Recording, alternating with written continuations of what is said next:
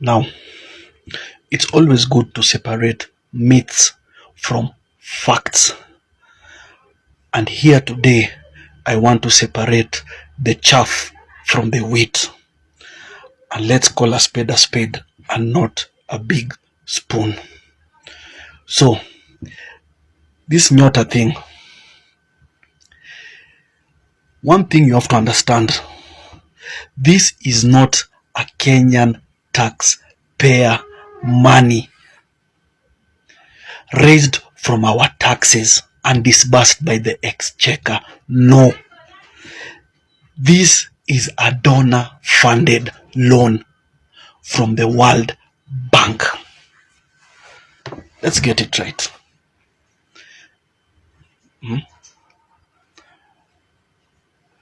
This government is hoodwinking people into thinking that they raised this money locally from our taxes. No, that is a total lie.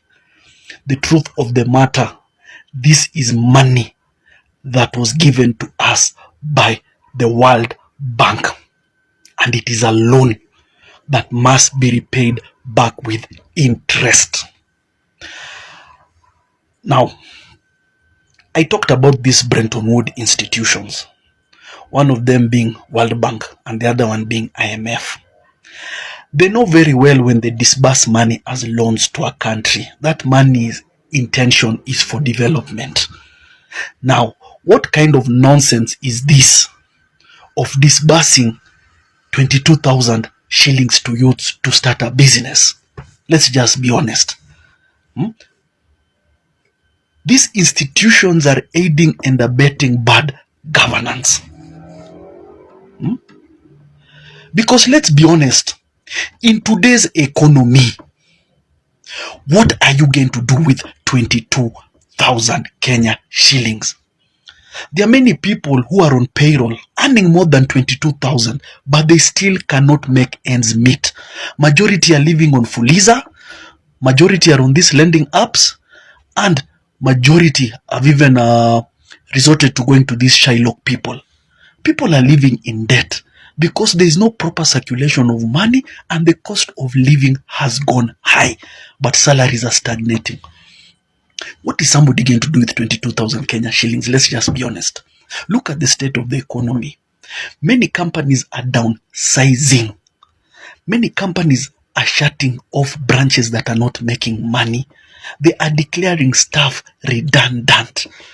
They're taking away products that are no longer moving fast.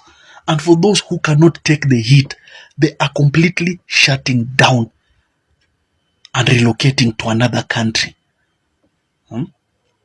But here, your PhD botanist is telling you that he's empowering you with 22,000 Kenya shillings. Now, this government wants to claim ownership of this popular youth program ahead of the 2027 general elections. Yet it is the taxpayers who will shoulder the cost of repaying that money. Me and you who have not taken that money, we shall pay it back. And this is where these people are playing politics of tokenism and populism with us. This thing, I don't know, this is debt being disguised as a, what is it called? As an opportunity. Because what Kasongo should be doing, he keeps on comparing us to Singapore. But do you know what Singapore did? Singapore did not take loans and disburse them to the youth. These guys did nonsensical things at Nyota, CG Hustler Fund. No. Singapore made systems work.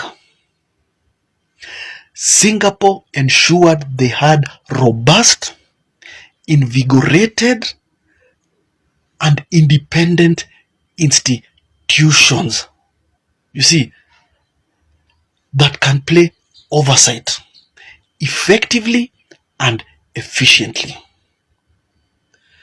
reduce taxes, Create employment by spurring the growth of industries, manufacturing, innovation. Once you have the industries, you've created employment. And once you've created employment, people have disposable income. And once people have disposable income, they can spend their money. And once money is being spent, there is circulation of money.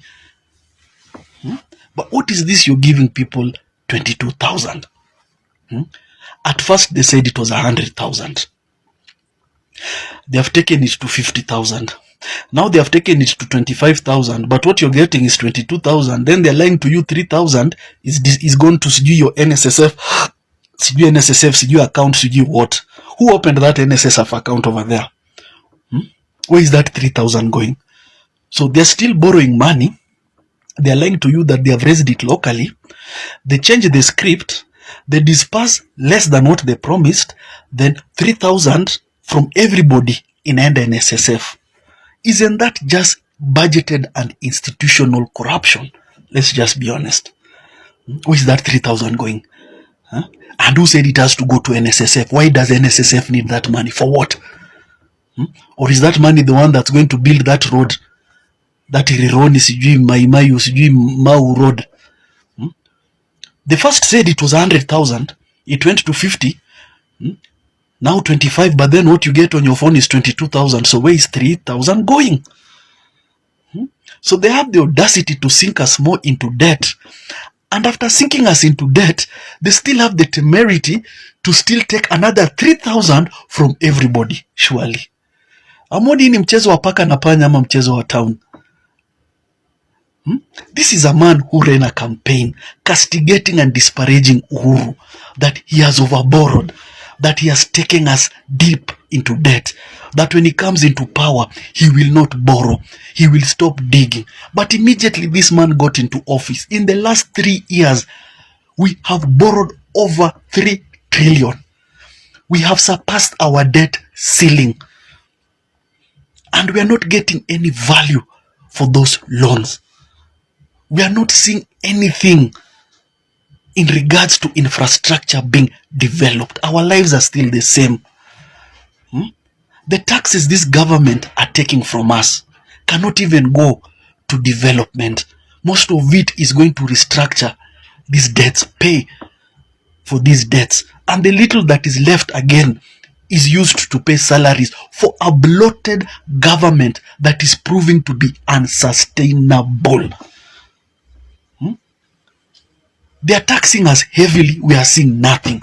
Amenities are still dilapidated. Infrastructure, nothing. Then somebody wants to come here, hoodwink you with debt in the name of opportunity and empowerment at Nyota. What are you going to do with 22,000? And majority of these people are young people. That money will just go into alcohol and sherehe. What are you doing with 22,000 in this economy? That is money you can even finish within 1 hour. That's not empowerment. That's disguised poverty. Then you're lying to people that you've raised this money locally from our taxes. Which taxes? The taxes which we collect, you embezzle, goes to paying these debts, and the rest goes to salaries. Even some people have not been paid because it's unsustainable. Recurrent expenditure, the wage bill has ballooned. We cannot sustain 47 counties and all these cadres of leadership. We can't. So where have you raised that money from? Where have you raised that money from? Tell people the truth. This was a loan from the World Bank that you took in 2023, 1 year after joining office. And it was disbursed recently. And we are still going to pay for it through our nose. And one thing with these Bretton Woods institutions like IMF and World Bank, their loans come with stringent conditions because they have to be sure you will repay their loan and not default. So be ready for taxes to go high, for unnecessary levies to be put. The cost of living is going to go up. Because this loan has to be paid. And not only this loan, we have several loans that even we have lost track of. But this Nyota thing is a scam. My dear Kenyans, we are at a turning point in our history. And I call upon you all to participate with I and we in Safina in taking Kenya through the next phase of our liberation called economic liberation. I plead with you to seize this moment, to look at every single leader that comes before you attempting to take your vote, to articulate to you the issues of your life, the issues of the day in Kenya. This is a moment for you to change history. It is our moment as a country.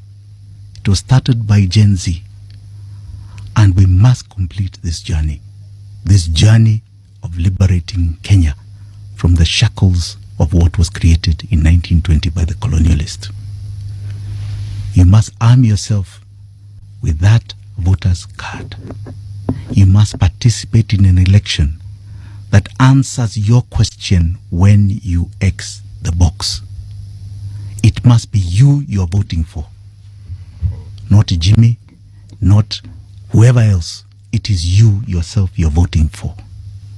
Your question must be answered when you're Xing that box. And that question can only be the next phase of our liberation, which is the economic.